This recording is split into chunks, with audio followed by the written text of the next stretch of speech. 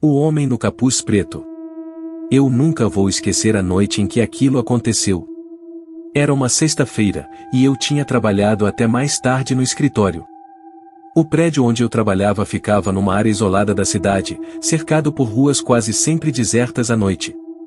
Eu tinha ficado até tarde para terminar um relatório, então já passava das 23 horas quando finalmente saí. A rua estava fria e silenciosa, como de costume. Os postes de luz lançavam sombras longas e inquietantes, e o som dos meus passos ecoava no asfalto molhado pela chuva que tinha caído mais cedo. Foi quando vi pela primeira vez, parado do outro lado da rua, debaixo de um poste quebrado, um homem vestindo um capuz preto. Ele não fazia nada, apenas estava ali, imóvel. Eu tentei ignorar e continuei andando em direção ao ponto de ônibus, dizendo a mim mesma que não havia razão para ficar assustada. Era só um homem qualquer, talvez esperando por alguém. Mas, enquanto eu me afastava, tive a sensação de que seus olhos estavam fixos em mim, mesmo à distância. Ao virar a esquina, olhei para trás. Ele não estava mais lá. Meu alívio durou pouco, porque, ao me aproximar do ponto de ônibus, notei uma figura ao longe, parada na calçada. Era ele. O capuz cobria parcialmente seu rosto, mas dava para ver que estava olhando diretamente para mim. Decidi ignorar e fingi mexer no celular, esperando o ônibus. Aquele ponto era deserto, e a última coisa que eu queria era chamar a atenção. Mas algo nele era errado. Não sei explicar, mas havia algo perturbador em como ele permanecia parado, como uma estátua, sem sequer se mover. O tempo parecia se arrastar, e o ônibus não chegava. Depois de alguns minutos, olhei discretamente de canto de olho. Ele não estava mais no mesmo lugar. Meu coração disparou. Comecei a olhar ao redor, tentando localizá-lo, e então o vi. Ele estava mais perto, parado do outro lado da rua, na mesma postura inabalável. Comecei a me sentir cercada, como se ele estivesse me testando, medindo meus movimentos. Decidi que não ia esperar mais. Peguei minha bolsa e comecei a andar rápido em direção a outra avenida, onde sabia que poderia chamar um táxi. A cada poucos passos, olhava para trás, e ele continuava me seguindo. Não corria, apenas andava, sempre mantendo uma distância constante. Ao virar outra esquina, me escondi atrás de um carro estacionado. Queria ver se ele realmente estava me perseguindo ou se tudo aquilo era paranoia minha. Meu coração estava tão acelerado que eu sentia o sangue pulsando nos ouvidos. Segundos depois, ouvi passos. Lentos, firmes, ecoando na rua vazia. Quando ele passou pelo carro, tive uma visão mais clara. Seu rosto estava parcialmente à mostra. A pele era pálida, quase doentia, e seus olhos, eles eram fundos, escuros e vazios. Ele parou por um momento, como se estivesse farejando o ar, e então virou a cabeça lentamente, olhando direto para onde eu estava escondida. Fiquei paralisada. Era como se ele soubesse que eu estava ali o tempo todo. Ele deu um passo em minha direção, e foi o suficiente para que eu saísse correndo sem olhar para trás. Não me importava se ele estava me seguindo ou não, eu só queria chegar em algum lugar seguro. Encontrei uma loja de conveniência a 24 horas a poucas quadras dali e entrei. O atendente, um jovem magro e distraído, olhou para mim com estranheza enquanto eu me aproximava do balcão. Tentei explicar que alguém estava me seguindo, mas ele parecia cético. Aqui é uma área tranquila. Deve ser só um mendigo. Olhei pela janela da loja e quase gritei. Lá estava ele, parado na calçada do outro lado da rua, me observando através do vidro. O atendente seguiu meu olhar, mas quando ele olhou, o homem já não estava mais lá. Você está bem? Talvez deva chamar um táxi, ele sugeriu. Disse que sim, mas minha mente estava a mil. Peguei meu celular para chamar um carro, mas a tela estava estranhamente escura. Tentei ligá-lo, mas parecia que a bateria havia descarregado, mesmo estando quase cheia quando saí do trabalho. Você pode me emprestar o telefone? Perguntei ao atendente, tentando não demonstrar pânico. Ele concordou, mas enquanto discava, ouvi um som. Era o sino da porta da loja. Alguém tinha acabado de entrar. Lentamente, virei a cabeça e o vi.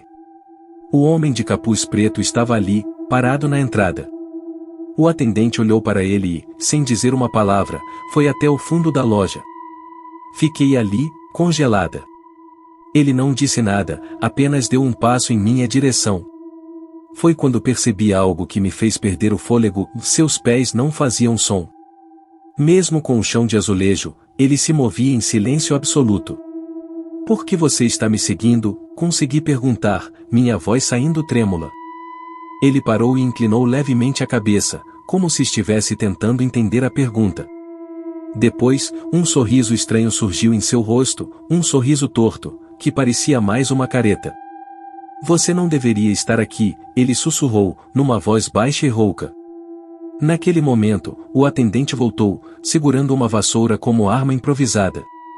Mas antes que ele pudesse fazer algo, o homem simplesmente saiu pela porta, desaparecendo na escuridão. Nunca consegui explicar o que aconteceu naquela noite. Mesmo após chegar em casa, sentia como se estivesse sendo observada. Por semanas, tive pesadelos com aquele sorriso torto e aqueles olhos vazios. E o pior de tudo: às vezes, quando passo por ruas desertas à noite, sinto que ele está lá, em algum lugar, esperando por mim novamente. A casa do fim da rua. Eu nunca fui de acreditar em coisas sobrenaturais, mas depois do que vivi, é impossível não ter dúvidas. Isso aconteceu há cerca de 5 anos, quando decidi me mudar para uma cidadezinha no interior para ficar mais perto da natureza e fugir do caos urbano. Encontrei uma casa perfeita, isolada, espaçosa e com um preço inacreditavelmente bom. Parecia um sonho, até que comecei a notar que algumas coisas não se encaixavam. Logo na primeira noite, enquanto eu organizava minhas coisas, ouvi o que parecia ser um choro distante. Fui até a janela, mas só havia o campo escuro e o silêncio. Pensei que fosse minha imaginação ou algum animal, afinal, era uma região rural. Porém, a sensação de que algo estava errado começou a se intensificar. O ar parecia pesado, como se o próprio ambiente quisesse me expulsar dali. Na terceira noite, acordei às 3 da manhã com um barulho que ecoava pela casa. Era como se alguém estivesse arrastando móveis no andar de baixo. O detalhe? Eu morava sozinho, e o único móvel pesado que tinha era um armário que não sairia do lugar nem com esforço. Peguei meu celular e desci as escadas devagar, com o coração martelando no peito. Quando cheguei lá, tudo estava no lugar. Nenhum sinal de que algo havia sido movido. Mas o ar. O ar estava diferente. Mais frio, mais denso. As coisas começaram a piorar na semana seguinte. A cada noite, os sons ficavam mais claros. Era como se alguém estivesse andando pela casa, abrindo e fechando portas, às vezes sussurrando meu nome. Sim, o meu nome. A primeira vez que ouvi, achei que estava louco. Mas na segunda, e eu sabia que não estava sozinho. Decidi falar com os vizinhos. Uma senhora mais velha, que morava na casa mais próxima, me olhou com uma expressão que misturava pena e medo. Ela me disse que a casa tinha um histórico, mas ninguém falava muito sobre isso. Só se sabe que ninguém fica ali por muito tempo, disse ela. Perguntei se sabia o motivo, mas ela apenas balançou a cabeça, murmurando algo sobre coisas que não devem ser perturbadas. Naquela mesma noite, resolvi fazer algo que talvez tenha sido um erro. Coloquei meu celular para gravar o áudio enquanto eu dormia. No dia seguinte, ao ouvir a gravação, senti meu sangue gelar. Haviam vozes. 2 vozes, masculinas, sussurrando coisas que eu não conseguia entender completamente, mas uma palavra se destacava: saia. Não demorou muito para as manifestações ficarem físicas. Uma vez, ao voltar do trabalho, encontrei todas as portas e janelas da casa abertas, mesmo eu tendo certeza de que as tinha trancado antes de sair. Outra noite, acordei com arranhões nos braços e pernas, como se algo tivesse me atacado enquanto eu dormia.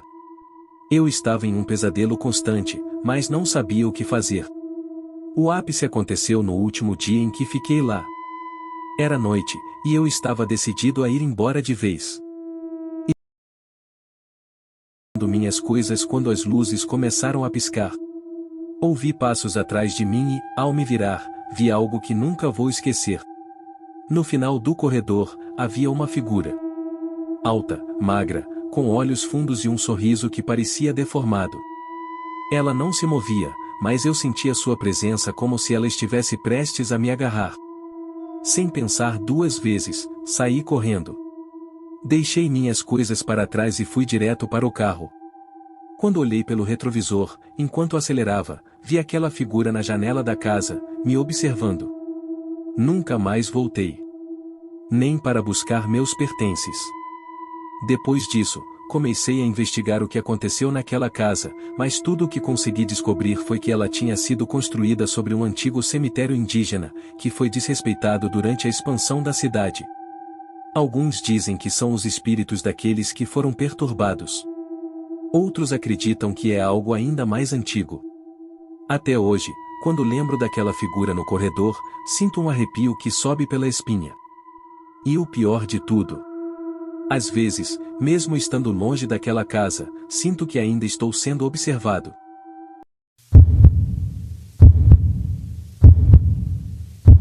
O último passageiro. Trabalho como motorista de aplicativo há alguns anos, e sempre gostei da flexibilidade que o trabalho oferece. A maioria das corridas é tranquila, mas, de vez em quando, algo estranho acontece. Ainda assim, nada se compara ao que vivi naquela noite.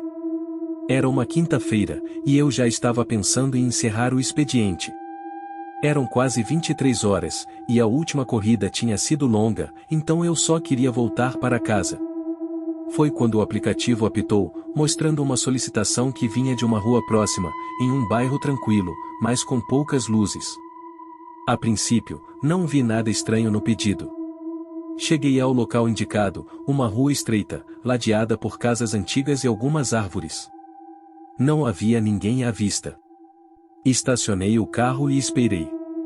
O nome no aplicativo era o Daniel, e a foto de perfil mostrava apenas uma silhueta.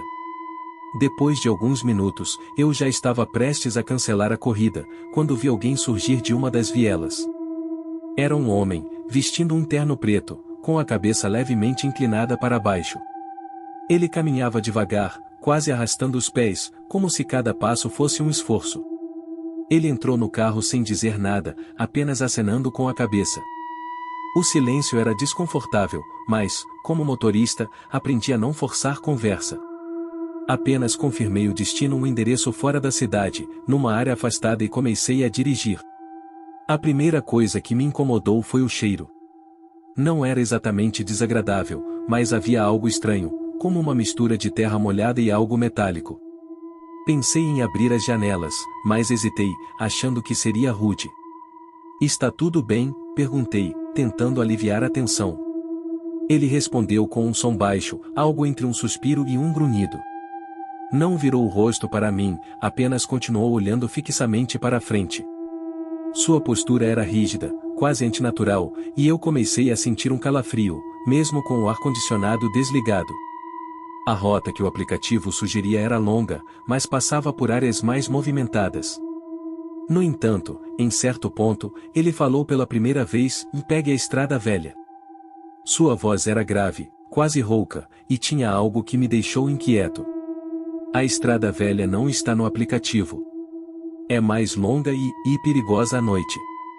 Ele virou lentamente o rosto para mim, e foi a primeira vez que o encarei diretamente.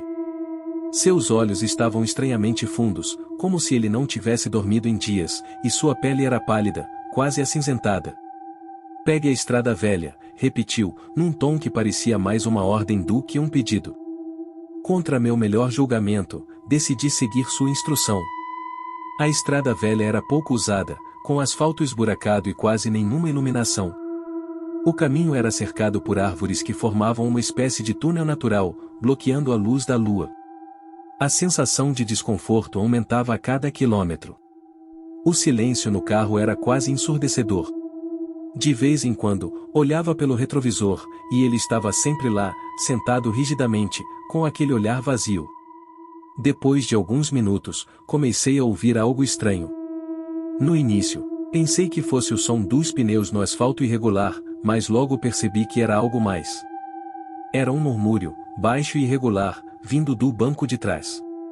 Você disse alguma coisa? Perguntei, tentando manter a voz firme. Ele não respondeu. Apenas continuou olhando para a frente, imóvel.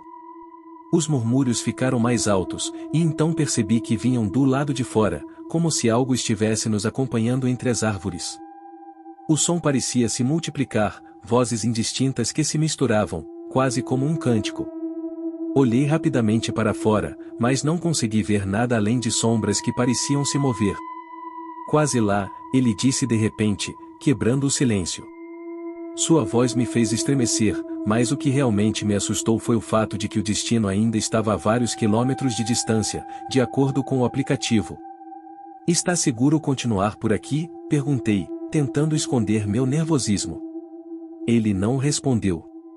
Apenas apontou para a frente, para uma pequena estrada de terra que saía da rodovia principal. Contra todos os meus instintos, virei. A estrada de terra era ainda mais assustadora. A luz dos faróis parecia incapaz de atravessar a escuridão ao redor, e a sensação de ser observado era quase insuportável. Foi então que ele falou novamente: pare aqui. Eu estava no meio do nada. Não havia casas, postes de luz ou qualquer sinal de civilização. Tem certeza de que é aqui? Perguntei, tentando parecer calmo. Ele não respondeu. Apenas abriu a porta e saiu do carro.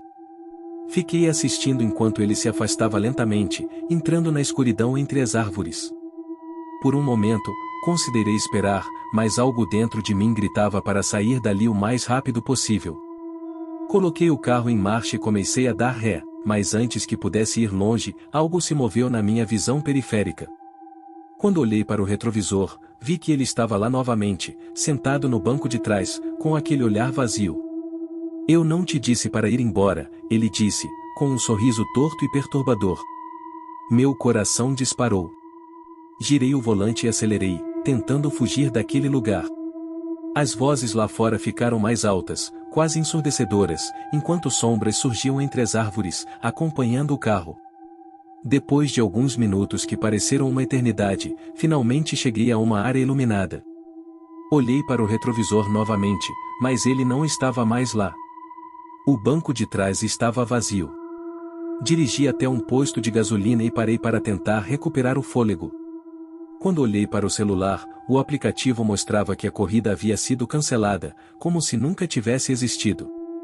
Até hoje, não consigo explicar o que aconteceu naquela noite. Desde então, nunca mais aceitei corridas tarde da noite, e evito passar por estradas desertas.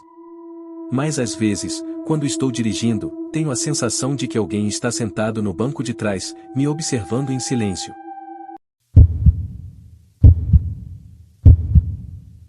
O vizinho do apartamento 302. Quando eu me mudei para o pequeno prédio no centro da cidade, estava em busca de sossego. Tinha acabado de sair de um relacionamento complicado e precisava de um lugar tranquilo para reorganizar minha vida. O prédio não era novo, mas era bem conservado, com apenas 6 andares. Eu ficaria no 301, um apartamento simples, mas funcional. A única coisa que me incomodou de início foi o fato de que o prédio parecia vazio. Nos primeiros dias, a ausência de barulho foi reconfortante. Não havia crianças correndo pelos corredores ou vizinhos brigando. Era silêncio total, algo raro em uma cidade movimentada como aquela. Até que comecei a notar algo peculiar. Toda noite, por volta das 23 horas, ouvia passos vindos do apartamento ao lado, o 302. Não seria nada estranho, exceto pelo fato de que o síndico tinha me dito que aquele apartamento estava desocupado havia anos. Os passos não eram discretos. Era como se alguém estivesse andando de um lado para o outro incessantemente, arrastando algo pesado pelo chão. Resolvi perguntar ao zelador, um homem idoso chamado Seu Arnaldo, sobre o 302. Ele ficou visivelmente desconfortável e mudou de assunto rapidamente, apenas dizendo: deixe aquilo para lá, é melhor assim. Não satisfeita, decidi investigar por conta própria. No dia seguinte, quando voltei do trabalho, passei em frente ao 302 e percebi que a porta tinha marcas profundas de arranhões, como se alguém tivesse tentado entrar à força. Encostei o ouvido na madeira e, para meu choque, ouvi algo lá dentro, um leve sussurro, quase inaudível, mas claramente humano. Aquilo foi o suficiente para me tirar o sono. Decidi que precisava saber mais sobre a história do prédio. Passei horas pesquisando na internet, mas não encontrei nada de relevante. Frustrada, decidi conversar com Dona Marta, uma senhora que morava no térreo e parecia ser a mais antiga moradora dali. Ela foi reticente a princípio, mas depois de muita insistência, ela cedeu. O 302 foi alugado por um homem chamado Felipe há mais de 15 anos. Ele era estranho. Não falava com ninguém, saía sempre à noite e trazia caixas enormes para o apartamento. Dizem que ele fazia experiências esquisitas lá dentro. Um dia, ninguém mais o viu. O cheiro que começou a sair do 302 foi o que chamou a atenção dos outros moradores. Quando a polícia entrou, encontrou o apartamento vazio, mas havia algo nas paredes e marcas, como se fossem desenhos feitos com sangue. Desde então, ninguém mais quis morar ali. A história me deu calafrios, mas também uma estranha sensação de curiosidade. Voltei para casa determinada a descobrir o que realmente acontecia no 302. Naquela noite, os passos começaram novamente, mas dessa vez algo mudou. Ouvi um som que parecia ser de uma batida, como se alguém estivesse esmurrando a parede que dividia os nossos apartamentos. "Quem está aí?" gritei, reunindo coragem que nem sabia que tinha. O barulho parou por alguns segundos, mas logo em seguida veio a resposta. Não foi uma voz, mas uma risada, baixa e carregada de algo maligno. Passei a noite acordada, com as luzes acesas e o celular na mão. No dia seguinte, decidi que precisava entrar naquele apartamento. Consegui a chave mestra com o zelador, que apenas balançou a cabeça em desaprovação. Quando abri a porta do 302, um cheiro forte de mofo e podridão tomou conta do ar. O apartamento estava vazio, mas as paredes estavam cobertas de símbolos que pareciam escritos com algo escuro e ressecado. No centro da sala, havia uma cadeira virada e marcas profundas no chão, como se alguém tivesse arrastado móveis pesados repetidamente. Enquanto eu explorava o local, ouvi a porta se fechar com um estrondo. Corri para abri-la, mas ela estava trancada. Meu coração disparou quando ouvi passos atrás de mim. Virei rapidamente, mas não havia ninguém. Ainda assim, senti como se algo estivesse ali, me observando. O silêncio foi rompido por um sussurro baixo, vindo do quarto: "Você não deveria estar aqui." Meu corpo congelou, mas meu instinto me fez correr até a porta e tentar forçá-la novamente. Depois de segundos que pareceram uma eternidade, ela finalmente abriu, e eu saí correndo pelo corredor, sem olhar para trás.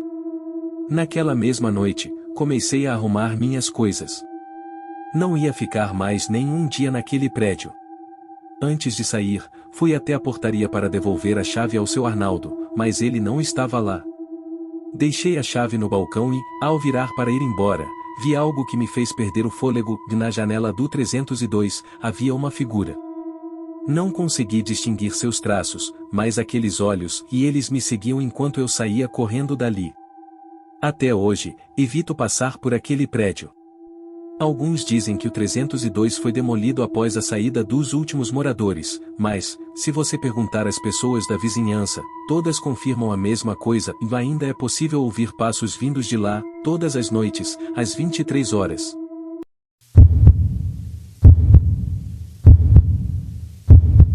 A noite na clareira. Sempre gostei de aventuras ao ar livre, e quando meus amigos sugeriram um fim de semana de acampamento em uma floresta afastada da cidade, aceitei sem pensar duas vezes. Eram 5 de nós: eu, Lucas, Marina, Júlio e Ana.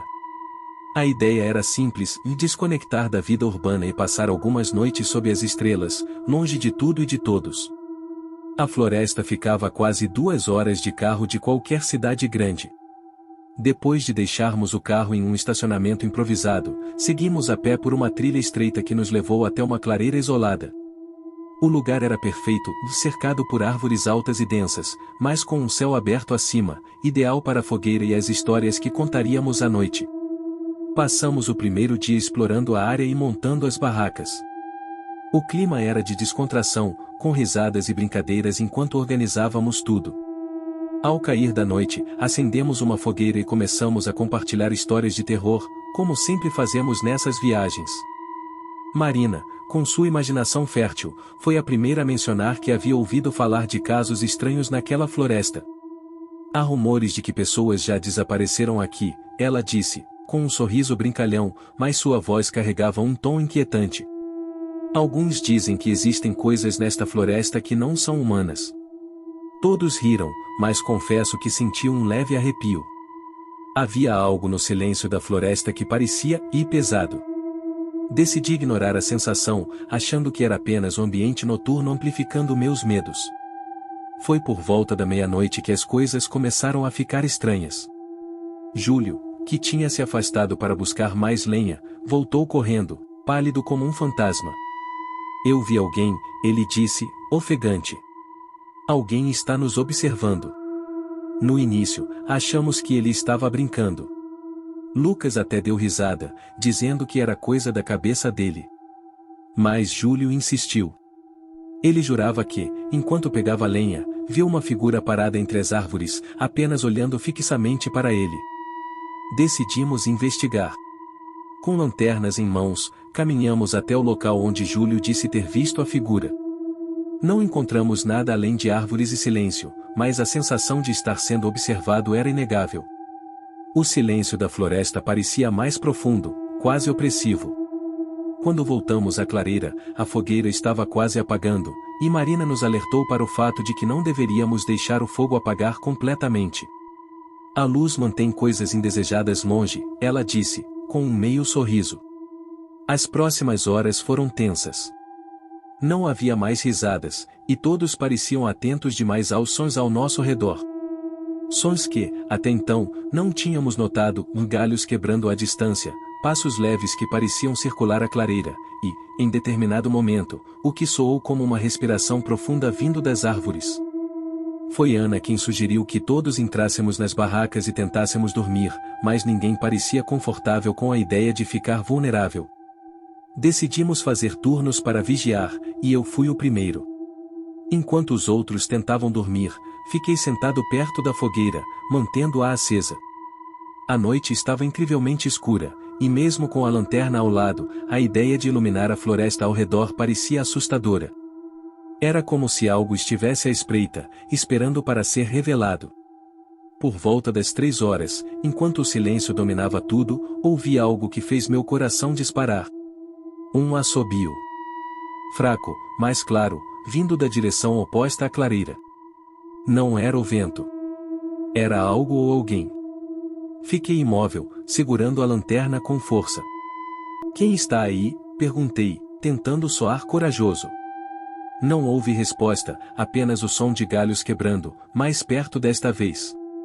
Sem pensar, iluminei a direção do som, e por um breve momento, vi algo que me fez gelar.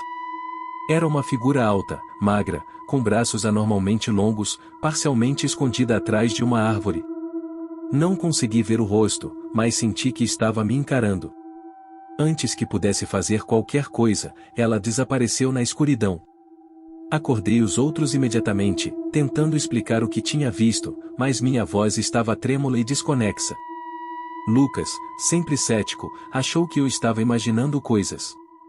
No entanto, Júlio e Marina ficaram visivelmente alarmados.